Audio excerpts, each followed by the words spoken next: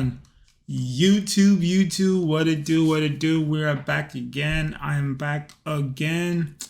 Today we are reacting to a video on the Poor Man's Podcast. Shout out to the Poor Man's Podcast. He's doing his thing. Very intelligent guy. I like the way he thinks. I like the way he he's very eloquent. The way he speaks, and the way he digests the way he kind of does his information too. He was on the Jedediah Bila live on, I think it was last week too. I saw some of the videos, so I'm gonna react to this little portion of it. A lot of gems in that podcast, but I'm gonna give you guys my take and the way I see things and the way the way who I agree with and who I disagree with. All right, so without any further ado, let's get it going. Let's see. Let me find the exact quote. Who should make the final decision in the household, being as men are expected to protect and die first for that household? Men. Easy. What does that mean, final decision about what? Anything? When it comes to bigger decisions, like directing the family in the future.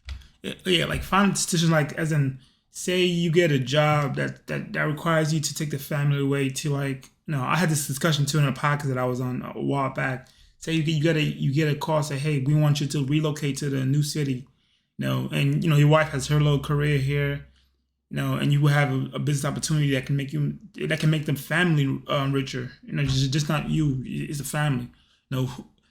Who makes the final decision? Are you gonna listen to your wife, or are you gonna listen to yourself, or you as a man are gonna make the decision to say, hey, I'm the leader of the family. I'm gonna take this family over to new state, new county, whatever, to try to do better for the family. So, who gets to make the final decision? Jeez, what's going on today? Future of the family. Mm-hmm.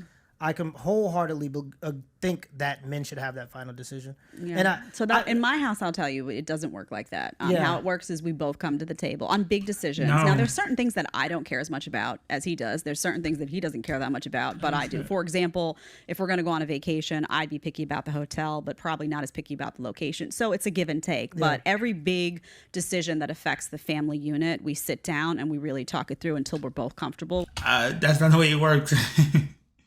I don't think it's possible. How can you have two different? Somebody has to yield at the end of the day. Who's gonna yield? I'm not going to. That's me. That's me per se. I'm not going to be in a whole discussion, conversation, debate with my wife. Say, hey, I can hear her point. I can hear what she gotta say. But at the end of the day, if I think that's what's right for the family, we are doing it, regardless of what she thinks. But I can definitely hear what she has to say about it. But it's not going to be a whole discussion, whole debate, and we're not doing all that. With that decision, and that's how it goes down. It's not a my way or the highway type of situation in my house. I would never want that, and I think there's going to be a lot of women that don't feel comfortable with that dynamic. Yeah, I think that a lot of women get stuck up on the. I think that if you're a woman and you're married to a man, you should respect his ability to make decisions, and you should trust that he's going to make those decisions with your best interest. True. And I always like to say, I think that for efficiency purposes, one leader is the best way to go. When I was on the rugby team, I was a wing. So I'm the guy that scores all the tries. And even though I score all the tries, the captain of the team is the captain because he has the most experience. Mm-hmm. Now, I could be there and I could go, hey, captain, I see this guy. He's a little bit weaker. I think I could run around him. I think I could score. Maybe we should dish the ball out to me. Him being the captain and having more experience, he can say, no, I know that guy. I played against him. He's just baiting you. He's actually really good. Mm-hmm. Or he can say, you're right. Let's make that decision. So I believe that women are the neck and men are the head. So that's a great way to phrase it too. Because if you ever had to lead a group, for a group project, or if you ever had to manage a company or manage anything, that there's certain aspects where you can listen to wise counsel. She can make a very good point with what you didn't see, or you can say, "Hey, I have a little bit more experience. I've seen life, more than you, so I know that you make some good points. But at the end of the day, based on my experience, based on my track record, this is what I know, and I'm gonna stand firm on what I know."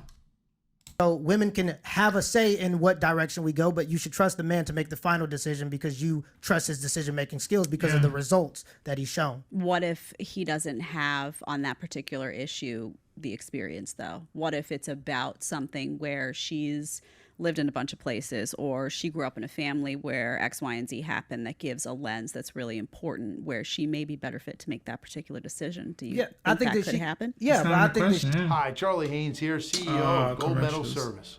Get your home ready for fall with our best deal. she can propose the decision, and the man can say based on what he knows if that's a good decision or not. And he should also trust. If you got a good leader, he's also going to trust you too. So like the captain of the team, he knows that I score. He knows my capability. He knows that how much I know about the game. So if he thinks that I'm making the right decision, he's going to say, yeah, let's do that. Especially if he knows that he hasn't been, say if he wasn't paying attention to what's been going on or whatever it may be, he might say, yeah, go ahead and do it. Let's do that, because that's the best. I think that would be a good decision based on what you've presented to me. But I think that when it comes to the final decision in any kind of big situation, men should make it, because men tend to think more on logic instead of emotion.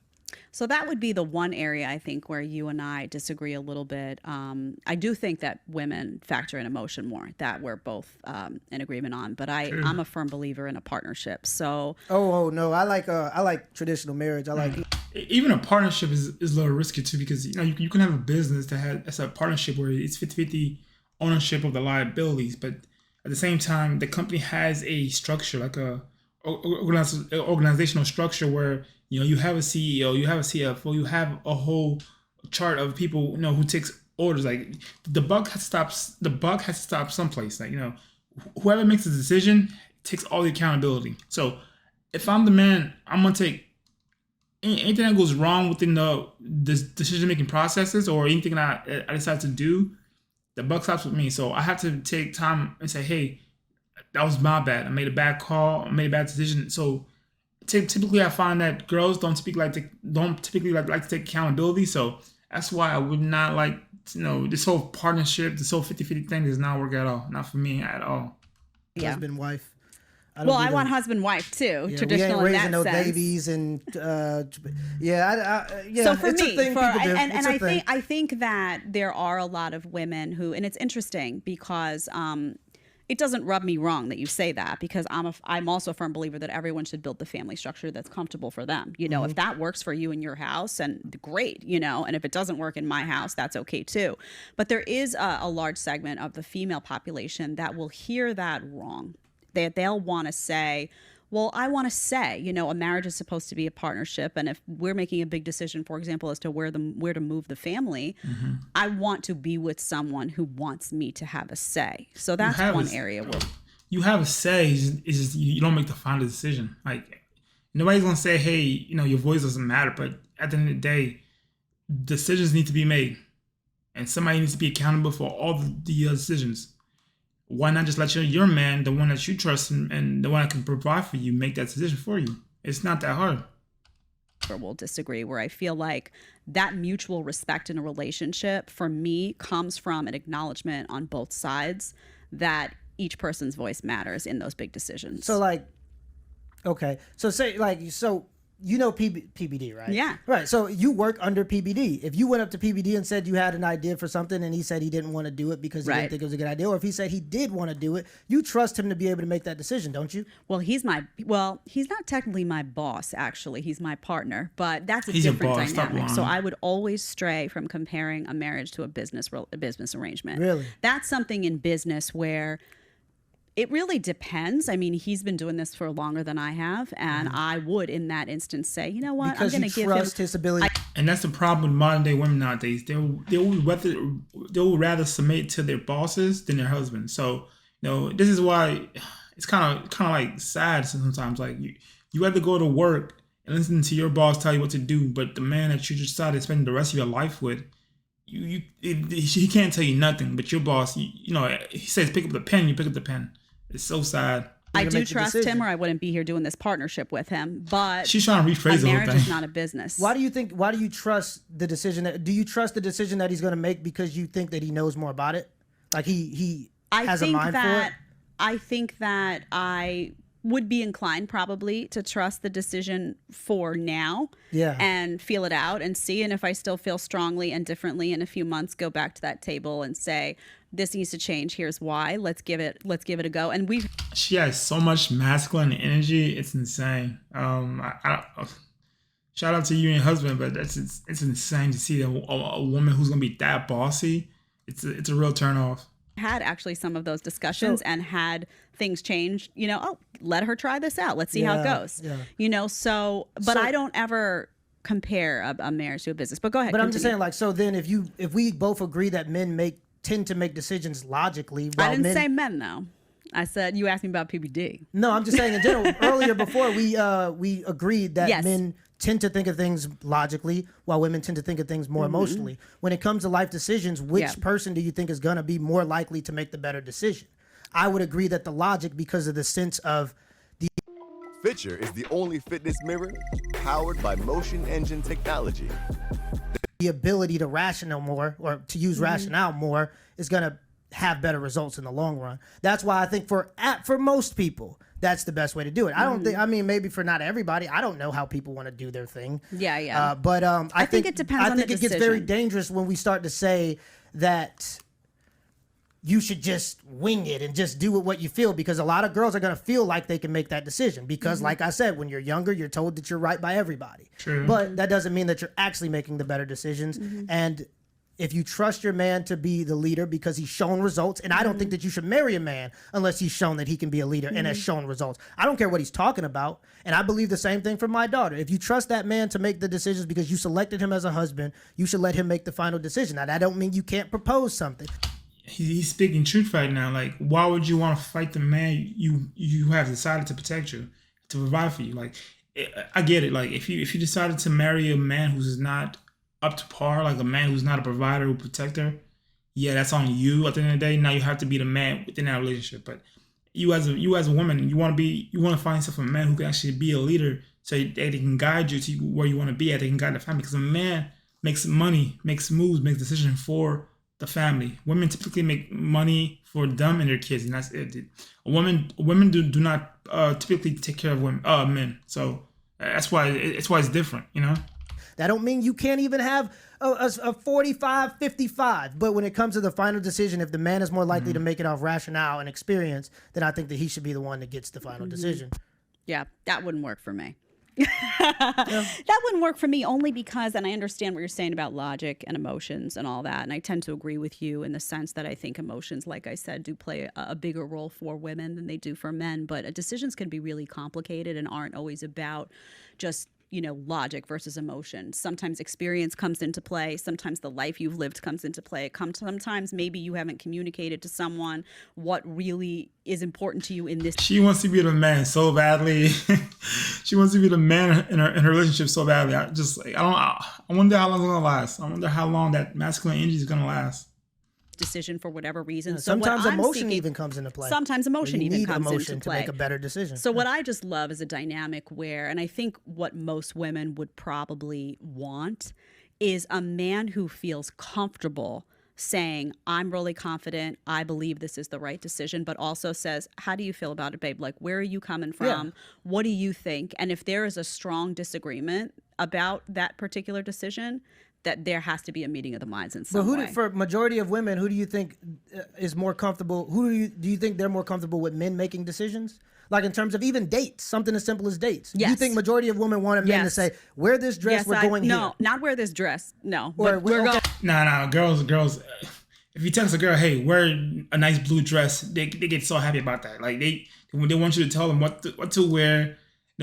Like I go out on date with a girl. She's like, she be asking me what's the dress code, and I just straight up tell her, hey, wear this kind of shoes, wear this kind of dress, with this, whatever. They like to be told what to do, and I don't know what it is. They like to be told what to do. They want to know when to be ready, even though they're not gonna be ready at the time. Bro, you gotta set the whole thing up. Like they want you to take the whole situation from start to finish. Going here. Okay, yeah, we're going here. Meet me there at this time. Be very assertive, right? Yes, I do. So wouldn't you be kind of undermining that thing that women tend to desire from men when you say that you don't want him to make the final decision? I think that most women, by and large, are happy with the man making those decisions if they can trust that he's making them with her best interest in mind and he's shown results. So let previously. me make that one modification, and then we're gonna have to wrap because I just got an alert. I think there's a podcast in here after us today, but I could talk to you all day.